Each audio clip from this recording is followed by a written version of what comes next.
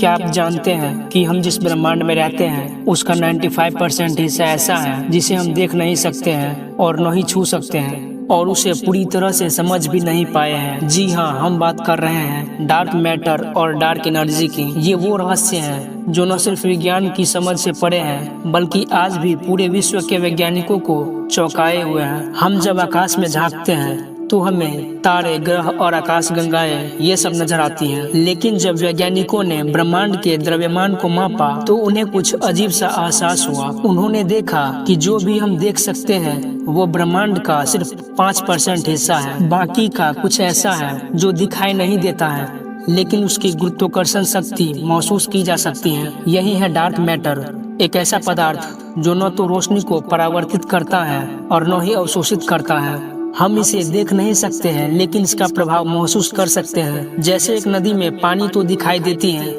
लेकिन अगर उसके नीचे कोई बहुत बड़ी चट्टान हो तो पानी का बहाव उस पर असर डालता है। वैसे ही ब्रह्मांड के तारे और आकाश गंगाएं डार्क मैटर की मौजूदगी से प्रभावित होते हैं। वैज्ञानिकों ने देखा कि आकाश गंगाएं जितनी तेजी से घूमती हैं, अगर सिर्फ दिखाई देने वाला पदार्थ होता तो वो अलग अलग हिस्सों में टूट जाता, लेकिन ऐसा नहीं होता क्योंकि कुछ है जो उन्हें जोड़ कर रखे हुए हैं और वो है डार्क मैटर। पर अब तक ये कोई नहीं जानता है कि डार्क मैटर असल में होता क्या है। अब बात करते हैं डार्क एनर्जी की। ये उससे भी ज्यादा रहस्यमय है। वैज्ञानिकों ने पाया कि हमारा ब्रह्मांड लगातार फैल रहा है। पहले सोचा गया कि गुरुत्वाकर्षण इसे धीरे धीरे धीमा कर देगा, लेकिन 1998 में एक चौंकाने वाली खोज हुई।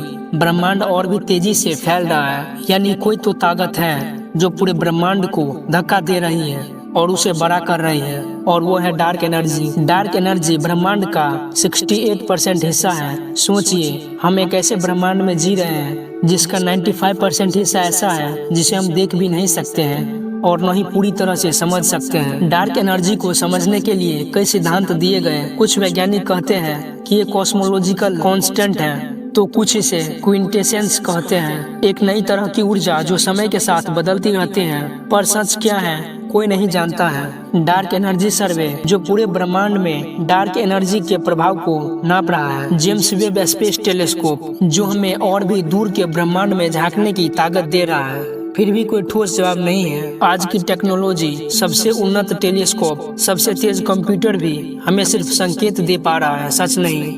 हो सकता है हमें अपनी सोच बदलनी पड़े।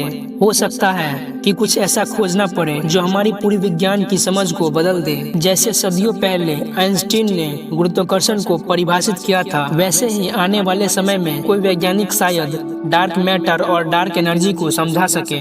इस ब्रह्मांड में हम जितना जानते हैं उससे कहीं ज्यादा वो है जिसे हम नहीं जानते हैं। डार्क मैटर और डार्क एनर्जी हमें ये याद दिलाता है कि विज्ञान कोई अंतिम सत्य नहीं है बल्कि सवालों की एक यात्रा है जहां हर उत्तर एक नया सवाल बन जाता है।